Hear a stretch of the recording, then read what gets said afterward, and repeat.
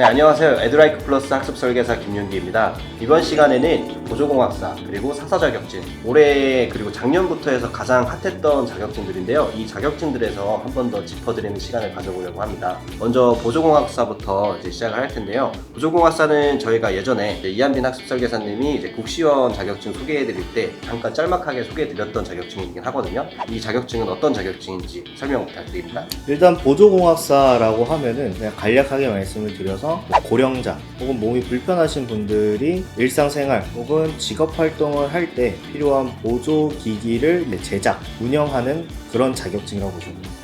그러면 이 자격증이 국가 자격증으로 전환된 지가 얼마 안 됐잖아요. 그 몇 년부터 되어 있고 지금 현재 어느 정도의 수요가 있는지 말씀 부탁드려요.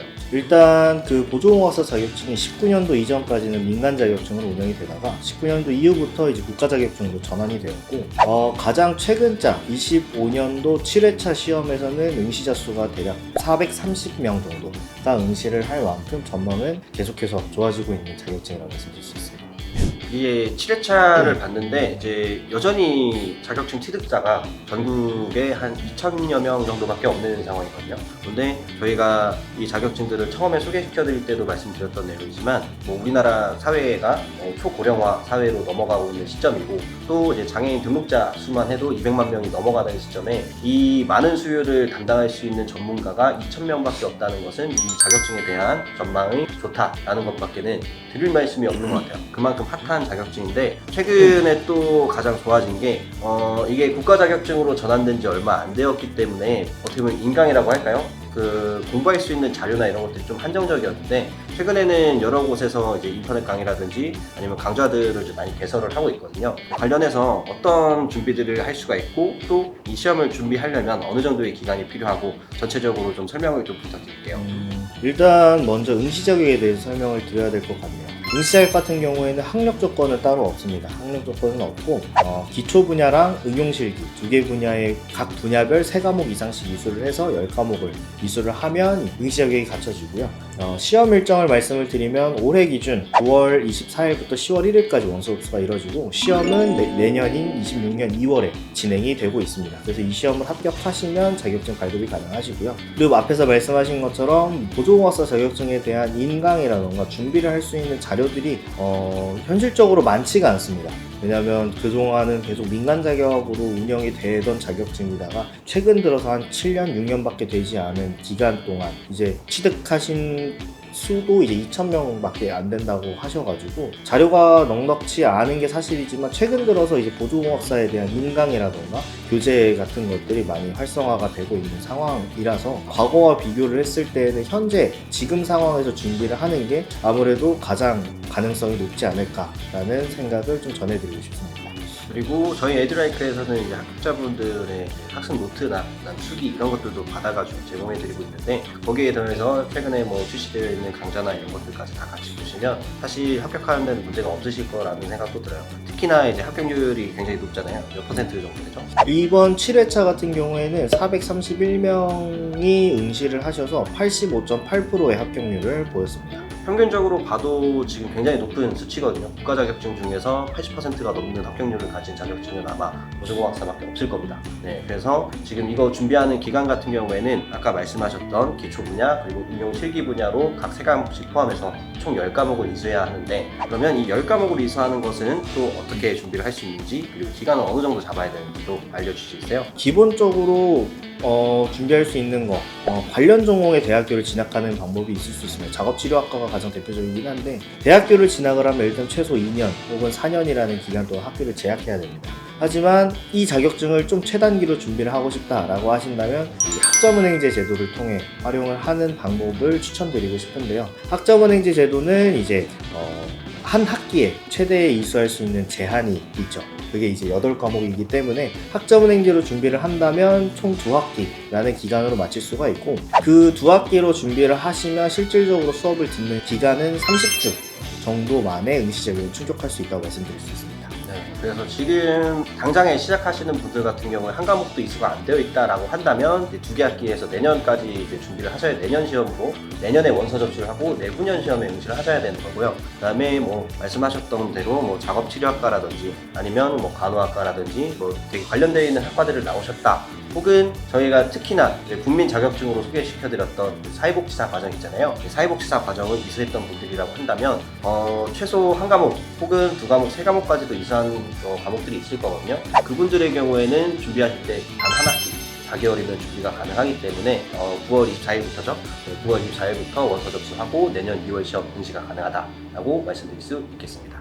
네, 이제 또 사서 자격증으로 넘어갈 거예요. 이제 사서 자격증도 굉장히 핫한 자격증 중에 하나인데, 특히나 이 자격증 같은 경우에는 작년부터 핫할 수밖에 없었던 이유들도 있다고 들었습니다. 어떤 것 때문에 그 재작년까지는 핫하지 않았는데 작년부터 핫해진 건지 좀 알려주시겠습니까? 일단 사서 자격증의 종류부터 일단 말씀을 드리려고 하는데요. 사서 자격증은 대표적으로 준사서, 그리고 정사서 2급, 정사서 1급, 이게 3개의 급수로 이제 운영이 되고 있습니다. 여기서 준사서 자격증 같은 경우에는 일반적으로 이제 사서교육원이라고 이제 칭하는 특정 기관이 있어서 거기서 이제 오프라인 과정들을 통해 이제 취득이 가능하지만 비교적 이제 취업이나 활용도 면에서 너무 떨어지기 때문에 대부분의 분들이 정사서 2급 과정을 진행을 하시는데, 작년도부터 좀 핫해진 이유라고 하면 정사서 2급에서 요구하는 문헌정보학, 사서 관련 전공의 학위 과정의 전공 과목들이 온라인으로 개설이 되었기 때문입니다. 하지만 현재 기준으로도 한 과목은 오프라인으로밖에 진행이 되지 않는 점은 반드시 인지해 주셔야 됩니다.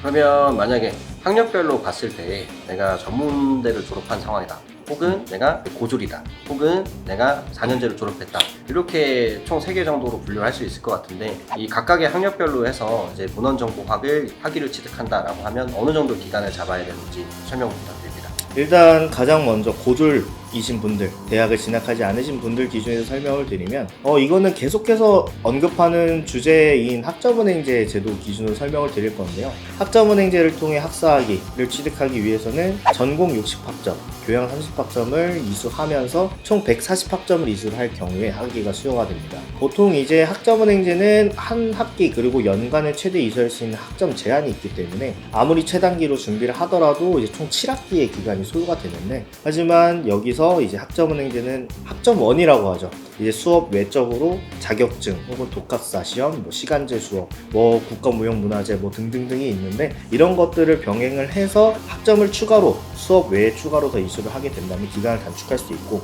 그래서 고졸분들 기준에서 최단기로 준비를 하신다면 한 대략 2년에서 2년 6개월, 학기로 말씀을 드리면 4학기에서 5학기 만에 준비를 하실 수가 있고요. 다음 이제 전문대 졸업하신 분들 기준에서 설명을 드리면 전문대 이제 비전공자 분들 기준입니다. 전문대 졸업하신 분들은 일반적으로 이제 학점은행제를 진행을 할 때 학점인정 대상학교라고 하는 전적대 학점을 가져올 수가 있는데, 거기서 이제 최대 80학점까지 활용을 할 수가 있습니다. 3년제이신 분들은 120학점까지 활용을 할 수가 있는데, 애초에 비전공자이신 분들은 이 학점을 대부분 다 가져올 수는 없습니다. 하지만 저 2년제 졸업하신 분들은 그래도 한 50에서 60 정도, 3년 졸업하신 분들은 그래도 한 70학점 정도는 가져올 수 있는데, 그 기준으로 설명을 드리면 대략 1년에서 1년 6개월, 이 경우에도 당연히 자격증이랑 독학사 같은 시험을 병행했을 때 가능한 기간인데 1년에서 1년 6개월에서 2학기에서 3학기 기간으로 마무리를 할 수 있고요. 마지막으로 4년제 대학을 졸업한 비전공자 기준입니다.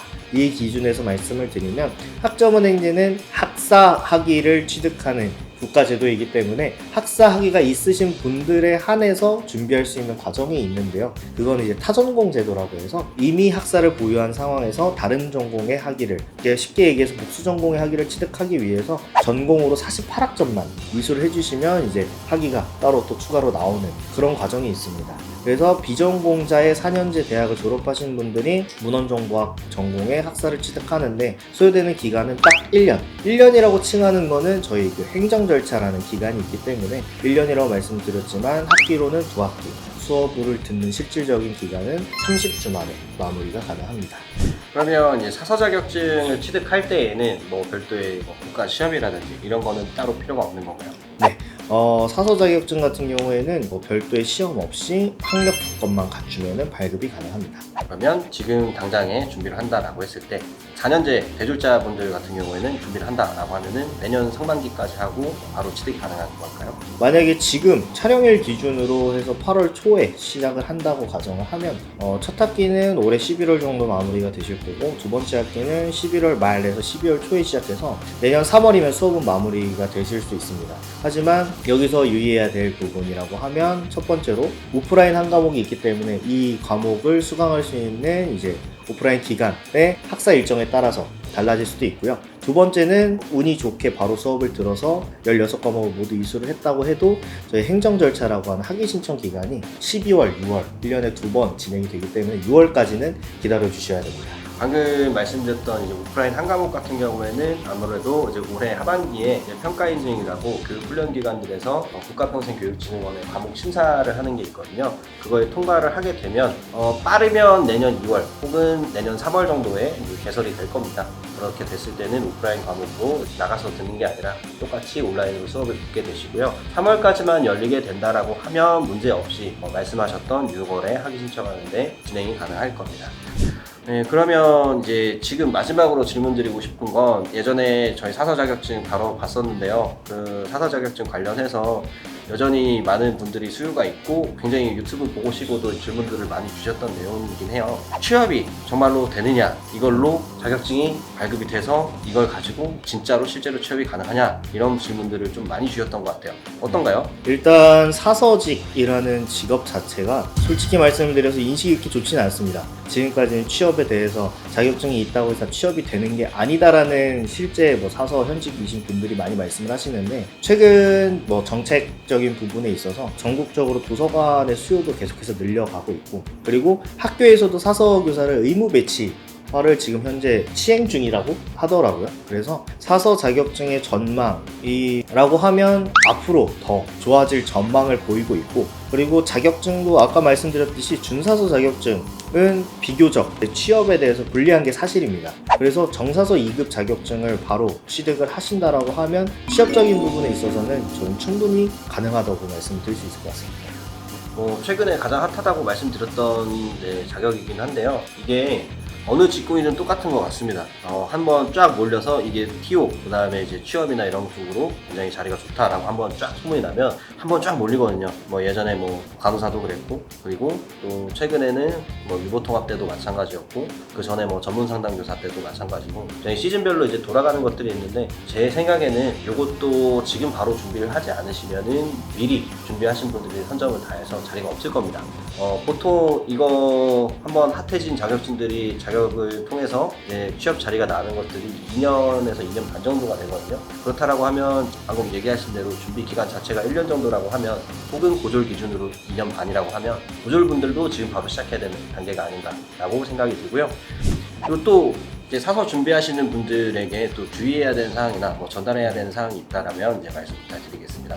일단 전에 사서 자격증에 대해서 영상을 촬영했을 때도 언급을 했던 내용이고, 아까도 언급을 했던 내용인데, 검색하시면 100% 온라인으로 가능하다라는 홍보 글들이 좀 많이 보이실 겁니다. 하지만 지금 현재로서는 100% 온라인으로는 절대 불가능합니다. 한 과목이 오프라인 과정이기 때문에. 그래서 이 부분은 반드시 인지를 해주셔야 됩니다. 실제로 온라인으로 가능하다고 해서 과정을 시작했다가 오프라인 과정이 있어서 손해를 보신 분들도 많고, 그래서 이 부분은 반드시 유의해 주셔야 되고요. 두 번째로는 저희 에듀라이크와 같이 전문 학습 설계사들이 구성되어 있는 그런 곳에서 같이 진행을 해주셔야 됩니다. 학점은행제라는 제도 자체가 직장 혹은 현재 주어진 상황에서 학업을 병행할 수 없는 사람들에게도 교육의 기회를 마련하고자 만들어진 제도이기 때문에, 이게 직장과 병행을 한다고 해서 불가능한 과정이 절대 아닙니다. 하지만 이게 제대로 된 관리가 없을 때 이제 실제로 미수료 되고 과락 처리가 돼서 원했던 시기 안에 과정을 마무리를 못 하시는 분들이 정말 많은데, 저희 에듀라이크를 통해서 준비를 하신다면 이런 피해들도 절대 발생하지 않을 테니 저희 에듀라이크와 같이 전문 학습 설계사들이 구성되어 있는 그러한 도움을 받고 준비를 해주셨으면 좋겠습니다.